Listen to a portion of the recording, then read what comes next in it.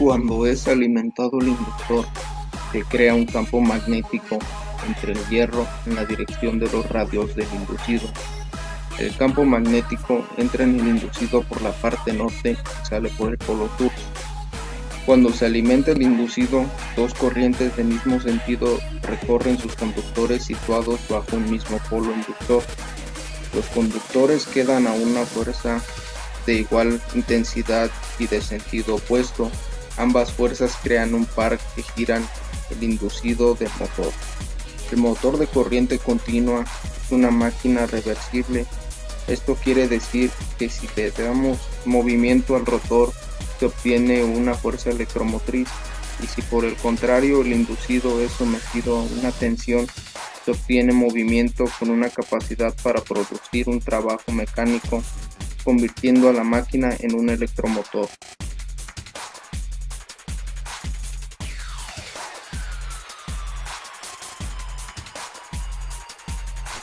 El nombre de motor de excitación independiente depende de que la alimentación del rotor y del estator es obtenida de dos fuentes de tensión independientes, por lo cual el campo del estator es constante, ya que no depende de la carga del motor, y el par de fuerza es prácticamente constante. Las variaciones de velocidad al aumentar la carga se deberá solo a la disminución de la fuerza electromotriz por aumentar la caída de tensión en el rotor.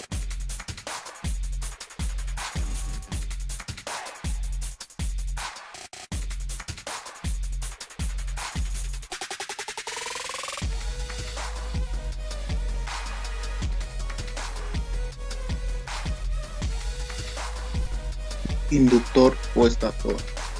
El inductor o estator es un electroimán formado por un número par de polos. Las bobinas que lo arrollan son las encargadas de producir el campo inductor al circular por ellas la corriente de excitación.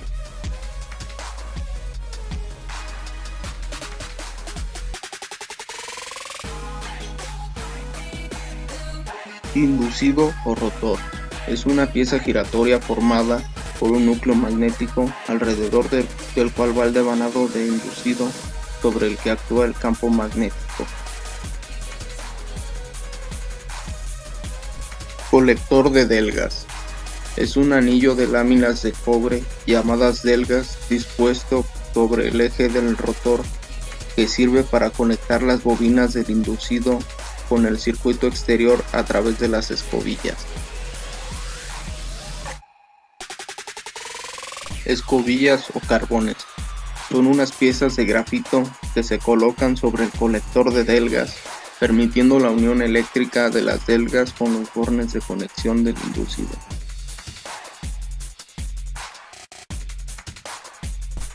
Otras partes que constituyen al motor son la carcasa, generalmente de metal. Es una envoltura o caparazón resistente que protege a las otras partes del motor. El eje es una barra cilíndrica que atraviesa un cuerpo giratorio y sirve como centro para girar. El anillo del eje es un tipo de anillo de acero usado para la sujeción o de retención del eje. Caja de borne es la parte donde se hace la conexión de la fuente que alimentará al motor. Un rodamiento es un cojinete que consta de dos cilindros concéntricos entre los cuales es colocado un juego de rodillos que puede girar libremente.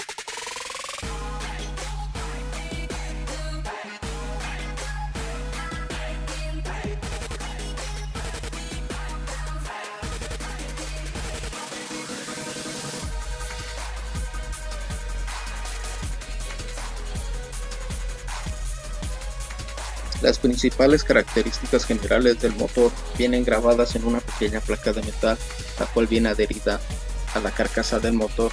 En esta pequeña placa podemos encontrar lo que es la evolución del régimen de giro, es decir, cómo varía la velocidad de giro en diferentes circunstancias.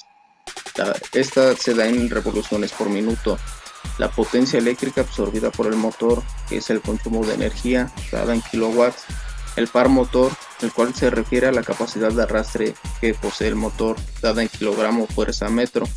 El rendimiento, el cual trata de las pérdidas de energía del motor. La especificación en cuanto a ambas corrientes de alimentación.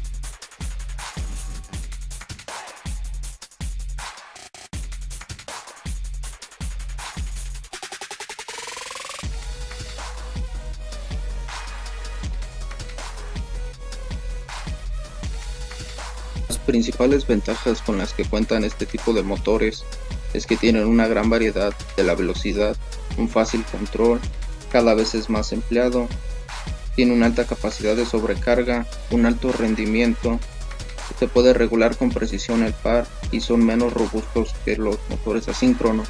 Y en cuanto a las desventajas, tienen un precio muy elevado. La corriente nunca debe de pasar los límites indicados a los de fabricación.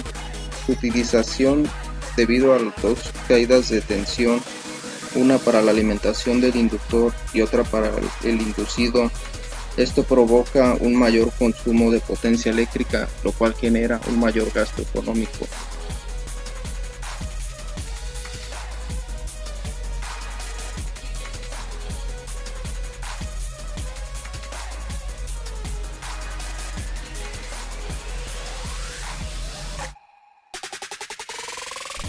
Algunas de sus aplicaciones es en la trepilería, donde es usado en el sistema de accionamiento para el enrollado de cable o alambre metálico.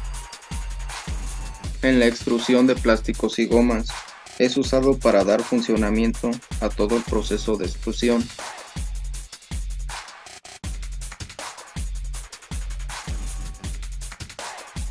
El desenrollado de bobinas es utilizado para accionar el mecanismo que permite desarrollar este tipo de labores.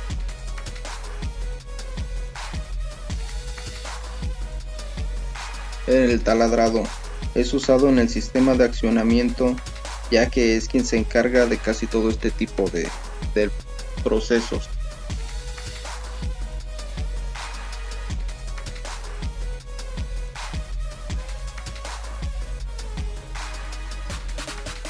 En la ventilación de hornos se utiliza principalmente para la ayuda de la extracción de gases o sustancias que se encuentran a los alrededores.